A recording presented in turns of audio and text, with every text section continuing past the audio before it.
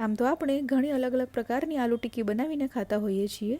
આજે હું તમારા સાથે ફુદીના આલુ ટિક્કી બનાવવાની રેસીપી શેર કરવાની છું, જે એકદમ ફટાફટ બની જાય છે અને લાગે છે પણ એકદમ ફ્લેવરફુલ ટેસ્ટી.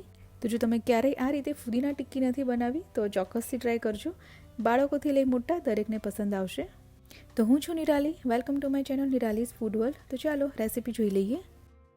તો તેના માટે મિક્સર જારમાં 1/4 કપ ફુદીનાના પાન લેવાના છે. ફુદીનાના પાનને સાફ કરી લઈ અને પાણીથી સારી રીતે વોશ કરી લેવાના, ત્યાર પછી લેવાના છે. સાથે લઈશું અડધો કપ કોથમીર, એને પણ સારી રીતે પાણીથી વોશ કરી ત્યાર પછી લેવાની છે. 2 થી 3 લસણની કળી, લસણ ન ખાતા હો તો સ્કીપ કરી શકાય. 1 લીલું મરચું લઈ રહી છું. 2 આઈસ ક્યુબ્સ લેવાના છે. ફુદીનાની ચટણી પીસતી વખતે તે કાળી ન પડી જાય એના માટે અહીંયા આઈસ ક્યુબ્સનો ઉપયોગ કર્યો છે. અથવા તો તમે 2 ચમચી એકદમ ઠંડુ પાણી પણ ઉમેરી શકો. અડધા લીંબુનો રસ લઈ લેવાનો છે. અડધી ચમચી મીઠું, 1/4 ચમચી સંચળ પાવડર. અને હવે આ બધી વસ્તુને એકદમ સારી રીતે પીસી લેવાની છે. તો જેમ આપણે ફુદીનાની ચટણી બનાવતા હોઈએ એ જ રીતે પહેલાં આ રીતે ચટણી બનાવીને તૈયાર કરી લેવાની છે. ત્યાર પછી આપણે સ્ટફિંગમાં ઉમેરવાની છે. તો એકદમ સરસ રીતે તમે જોઈ શકો છો ગ્રીન કલર થયો છે અને ચટણી બનીને બિલકુલ તૈયાર છે. હવે અહીંયા મેં 4 મીડિયમ સાઇઝના બટેકાને બાફી લઈ અને છાલ ઉતારી લીધી છે. અને બટેકાને આ રીતે ખમણી લેવાના છે અથવા તો મેશ કરી લેવાના છે. તો 4 બટેકાને મેં અહીંયા ખમણી લીધા છે. હવે જે આપણે પેસ્ટ બનાવીને રાખી છે ફુદીનાની એ ઉમેરી દેવાની છે. અડધી ચમચી ગરમ મસાલો. અને હવે એકદમ સારી રીતે બધી વસ્તુને મિક્સ કરી લેવાની છે. અહીંયા તમે બીજા જો તમારે સાથે વેજીટેબલ્સ ઉમેરવા હોય તો બોઇલ કરી અને ઉમેરી શકો અથવા તો ઝીણા ખમણીને પણ ઉમેરી શકાય. તો સરસ રીતે ફુદીનાની પેસ્ટ અને બટેકા મિક્સ થઈને તૈયાર છે. હવે ટિક્કીને ક્રિસ્પી બનાવવા માટે તેમાં 2 ટેબલસ્પૂન અહીંયા હું ચોખાનો લોટ ઉમેરી રહી છું.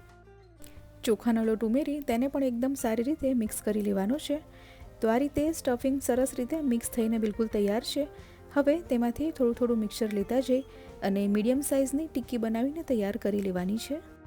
હથેળીને તેલથી ગ્રીસ કરી લેવાની, એટલે ટિક્કી બનાવતી વખતે તે હાથમાં ચોંટે નહીં. તો આ રીતે આટલા મિક્સચરમાંથી 7 ટિક્કી બની અને તૈયાર થઈ છે.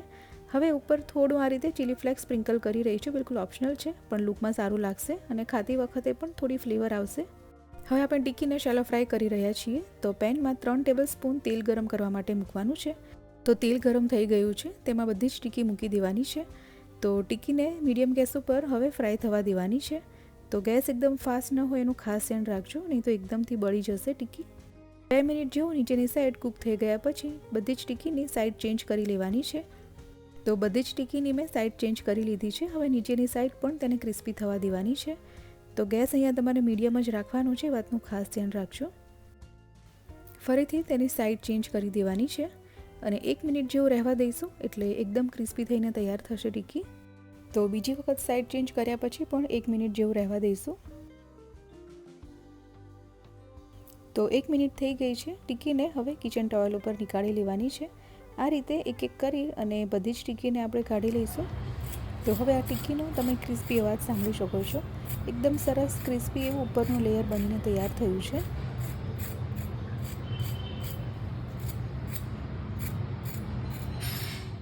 તો જો તમે આ રીતે ક્યારેય ફુદીનાનો ઉપયોગ કરી અને ટિક્કી નથી બનાવી તો ચોક્કસથી બનાવજો. અહીંયા મેં દહીં સર્વ કર્યું છે સાથે, પણ તમે એમને પણ આ ટિક્કી ખાઈ શકો છો, કેમ કે ફુદીનાની જ એટલી સરસ ફ્લેવર આવે છે કે સાથે બીજી કોઈ પણ વસ્તુની તમને જરૂર નહીં પડે. અને આ ટિક્કીને તમે સાથે લંચ બોક્સમાં પણ લઈ જઈ શકો છો.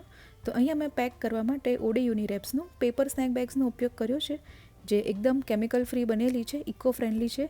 તો કોઈ પણ ટેન્શન વગર તમે આરામથી બાળકોને પણ આપી શકો છો. આ રીતે બોક્સમાંથી પેપર બેગને તમારે કાઢી લેવાની છે. તો આ રીતની પેપર બેગ આવશે એમાં, અને આનો તમે રીયુઝ પણ કરી શકો છો. તો આ રીતે બીજો કોઈ પણ સ્નેક્સ તમે લઈ જઈ શકો છો આ બેગમાં ભરીને. બેગમાં ભરી અને આ રીતે તેને ફોલ્ડ કરી દેવાની છે. અને બેગને પેક કર્યા પછી ખુલી ન જાય એના માટે બોક્સમાં સાથે આ રીતની સ્ટીકર શીટ પણ આવશે. તો એમાંથી એક સ્ટીકર લઈ લેવાનું છે અને આ રીતે જ્યાં ફોલ્ડ કર્યું હોય ત્યાં લગાવી દેવાનું, એટલે સરસ મજાની તમારી સ્નેક બેગ બનીને તૈયાર થઈ જશે. તો તમે પણ આ રીતે બનાવજો અને કમેન્ટમાં તમારો ફીડબેક જણાવજો. વિડીયો પસંદ આવ્યો હોય તો લાઇક અને શેર કરી દેજો. અને નવી રેસીપીના અપડેટ માટે ચેનલને સબસ્ક્રાઇબ કરી બાજુમાં આપેલું બેલ આઇકન પણ પ્રેસ કરી દેવું. ઇન્સ્ટાગ્રામ અને ફેસબુકમાં પણ તમે નિરાલીઝ ફૂડ વર્લ્ડને ફોલો કરી શકો છો. ફરી મળીશું નવા વિડીયોમાં નવી રેસિપી સાથે. ત્યાં સુધી બાય બાય, ટેક કેર.